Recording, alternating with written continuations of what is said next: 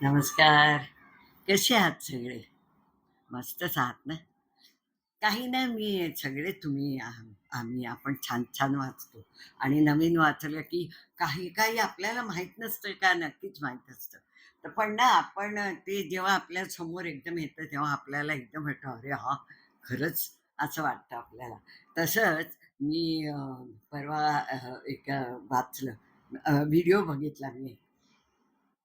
म्हणजे आपण आता असं कसं असं विचार म्हणतो, पण जेव्हा आपण खोलात विचार करतो, पण खरंच त्या त्या व्यक्तीने जे सांगितलं ते काय चुकीचं असं माझ्या मनात आलं. म्हणून मला वाटलं, की तुमच्याशी पण मी हे शेअर केलं पाहिजे. कसं म्हणजे का, आपल्या खरंच किती छान त्या बोलल्या आहेत, की आपल्याला सुतक लागतं. सुतक लागतं तेव्हा काय होतं, आपण अ, देवाजवळ जात नाही, देवाला अंघोळ घालत नाही, देवाचं काहीच करत नाही. बरोबर. तर त्या म्हणाल्या, ते मला इतकं पटलं, की अ, कोण गेलं असतं? तुमच्या घरचं गेलं असतं. बरोबर. मग तुम्ही अंघोळ करता का? हो, हो. ते बाजू सगळे बसलेले. हो. तुम्ही जेवता का? का 13 दिवस उपाशी राहता? नाही, नाही. आम्ही आम्ही अ, जेवतो ना, जेवतो ना. पण मग देवाला का अंघोळ नाही घालत आणि देवाला का उपाशी ठेवतात? आणि काय केलंय तुमचं? तर मला हा म्हणजे खरंच जर तुम्हाला कुणाला उत्तर ह्याचं माहिती असेल तर नक्की सांगा.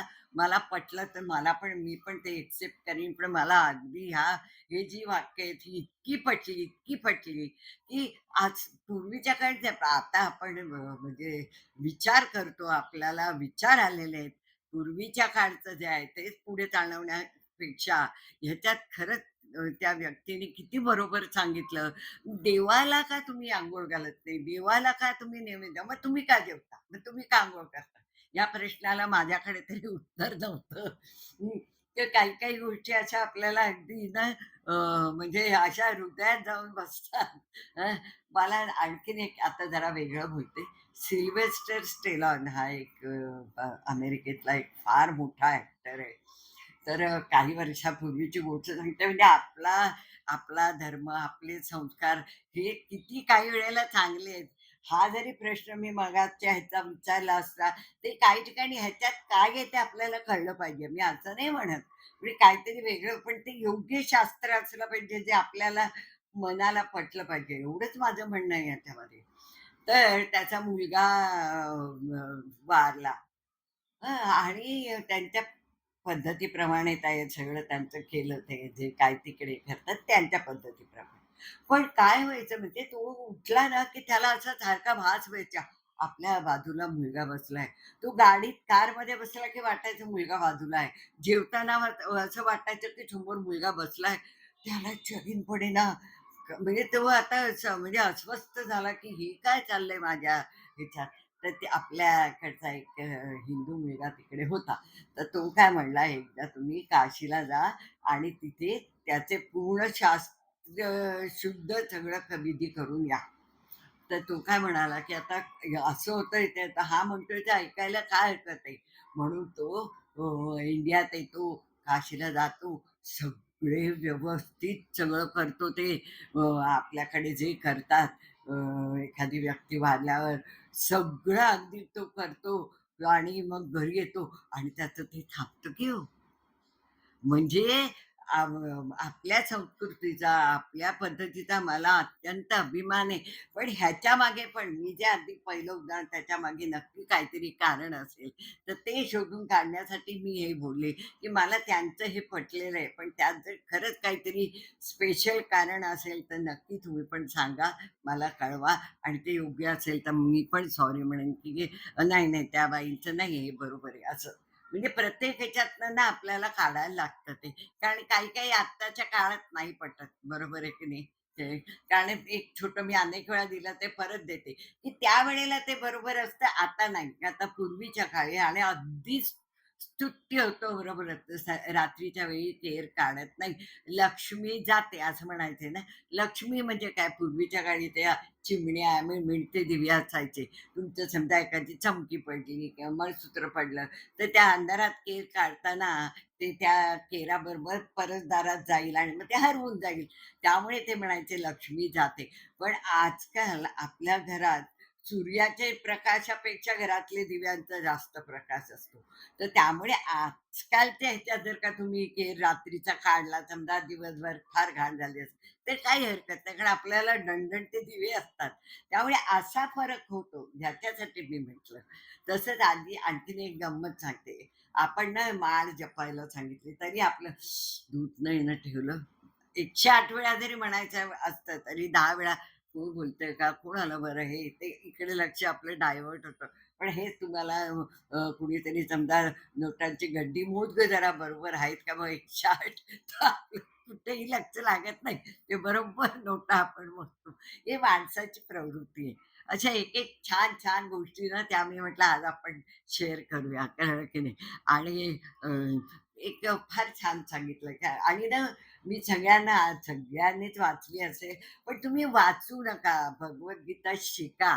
असं मी का म्हणते, की मी शिकले त्यामुळे त्यात इतकं माझ्या मनात सतत ते विचार येतात असे सारखे आणि वाटतं किती छान म्हणजे बोललेले आहेत त्या लोकांनी, की श्रीकृष्णांनी सांगितलंय, की तू तुम्ही तुमचं बघा, तुम्ही तुमचं जे काही प्लस किंवा मायनस आहे, जे काही तुम्ही चांगलं करता येईल ते करा. दुसऱ्यांशी जर का तुम्ही वाईट वागलात, तर तो म्हणतो की नाही अर्जुनाला, की "बाबा हे जे समोर तुझे नातेवाईक आहेत, त्यांचं मी सगळा हिशोब लिहिलाय. तुला कोणी सांगितली काळजी करायला? तुझ्यावर आहे का ते काम? नाहीये. ते माझ्यावर आहे आणि मी ते परफेक्ट करतोय. तू तुझं काम कर." ज्यांचे त्यांचे जेव्हा म्हणजे आपण कित्येक वेळा म्हणतो, "बाबा हा इतका वाईट असून ह्याचं कसं चांगलं होतं आणि अमकी-तमकी एवढी चांगली असून किती दुःख हिला मिळाली." म्हणतो की नाही? याचं कारणच हे असतं, की मागच्या जन्मीची पापं जी ते श्रीकृष्ण ते जे म्हणतो ते फार मनावर म्हणजे मला तर फार पटलं, की जोपर्यंत आपली प्लस पॉइंट्स आहेत किंवा मायनस पॉइंट्स आहेत, जे पाप किंवा पुण्यकर्म जे चालू असतं, ते संपून दुसरं चालू होत नाही तोपर्यंत आपल्याला ते सुख किंवा दुःख मिळतं. नाहीतर ते गुजरातला जे विमान पडलं, त्यातली कित्येक लहान मुलं जळून आणि त्याला आग लागलेली त्या विमानाला. असं का व्हावं? काय त्यांनी या जन्मात तर काही पाप केले नव्हते. तेव्हा अगदी पटतं, की मागचा जन्म नक्कीच असेल. म्हणून म्हणजे असं म्हणतात ना, श्रीकृष्ण म्हणतो ना, की "तू तुझं कर्म कर. तू चांगलं कर्म जितकं करशील, तेवढं तुला पुढचं आयुष्य चांगलं जाईल." तर मी अगदी म्हणजे मला छोट्या-छोट्या गोष्टी स्वामी समर्थांचं इतकं छान अनुभव येतात हल्ली. मी हल्लीच करायला लागले म्हणजे असं काही नाही की मी खूप पूर्वीपासून करत होते. जेव्हा मला असं पटलं आणि मला मला जेव्हा सगळ्यांचे मेसेजेस येतात आणि मग मी त्यांना कुठलाही म्हणजे मी प्रत्येक ह्याच्यात काय सांगते, की कोणी कुठला व्हिडिओ बघतं, कोणी कुठला व्हिडिओ बघतं म्हणून, की तुमचं भविष्य किंवा तुम्हाला जे आम्ही सांगतो की किंवा कोणी सांगत असेल, जप करा किंवा हे एवढं म्हणा, 108 वेळा म्हणा किंवा लिहा. हे का सांगतो, की त्याच्यामुळे आपलं हे करणं म्हणजे काय म्हणतात दुःख असतील किंवा त्रास असतील, ती कमी करण्यात डायव्हर्ट होतो आपण आणि आपल्याला थोडं कमी करण्यात येतं. म्हणजे कमी होतो ते दुःख किंवा कारण आपण डायव्हर्ट होतो देवाच्या नाव घेताना असं असतं किंवा काही जण म्हणजे भविष्य किंवा ज्योतिषाकडे जातात.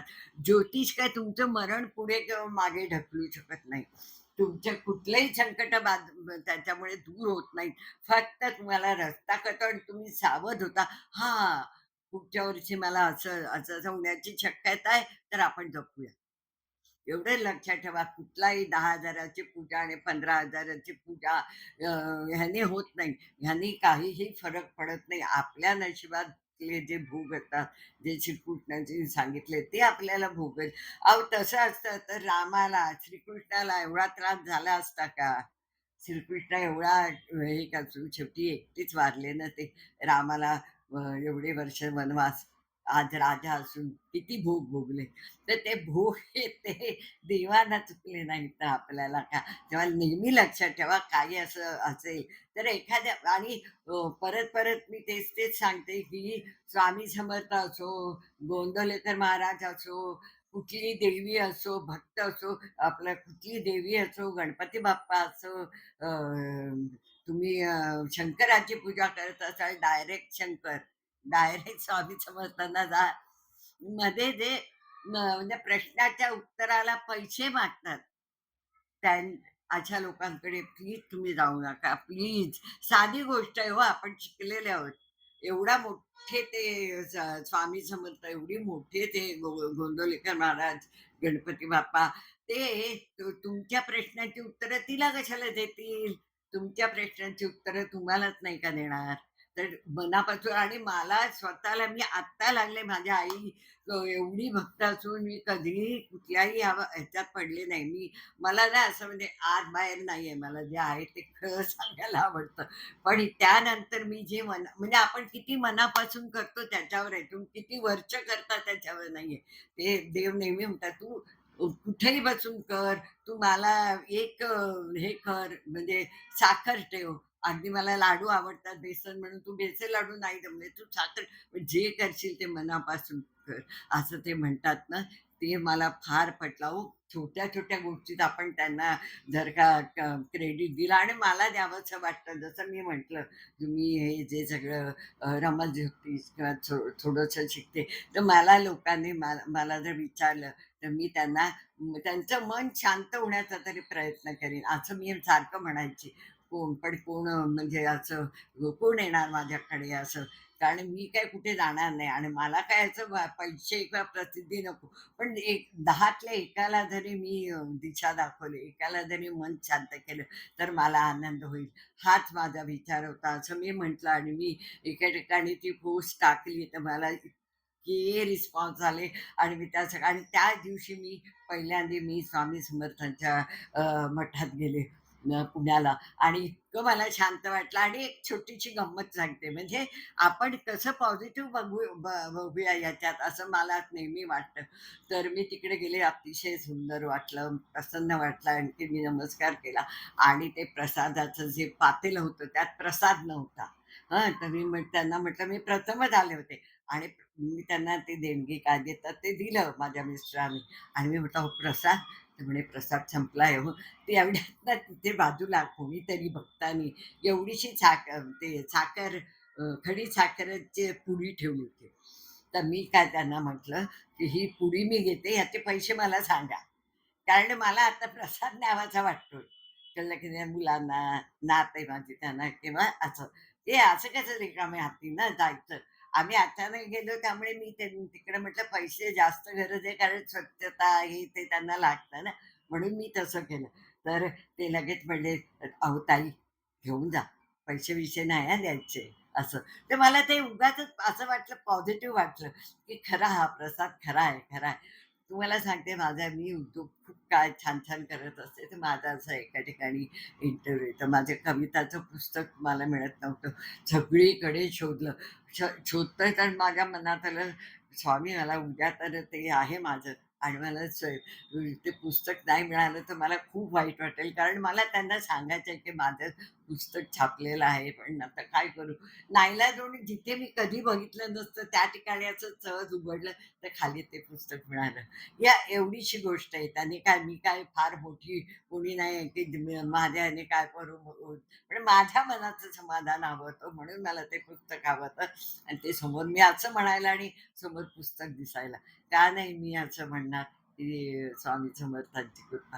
मी ते त्यामुळे मला खरंच सांगते, तुम्हाला जो देव आवडतो, तुम्हाला जे आवडतं त्यांचं करा आणि त्यातून तुम्हाला जर काय अडचण असेल, मी प्रयत्न करीन. मी परत सांगितलं, की कोणीही ज्योतिषी, कोणीही कितीही मोठा असेल, तुमचं प्राक्तन बदलू शकत नाही. रामाचं श्रीकृष्णाचं बदललं, ते तर देव होते. ना आपण तर माणसं आहोत. लक्षात ठेवा, मनापासून कुठल्याही देवाला तुम्ही अगदी मनापासून प्रार्थना करा. काही गाईडन्स हवा असेल, काय असेल तर नक्की तुम्ही मला फोन करा, मेसेज करा. माझा नंबर आहे त्या ह्याच्यात. मी नक्की जमेल तेवढी तुम्हाला मदत करीन. राधे, राधे. श्री स्वामी समर्थ.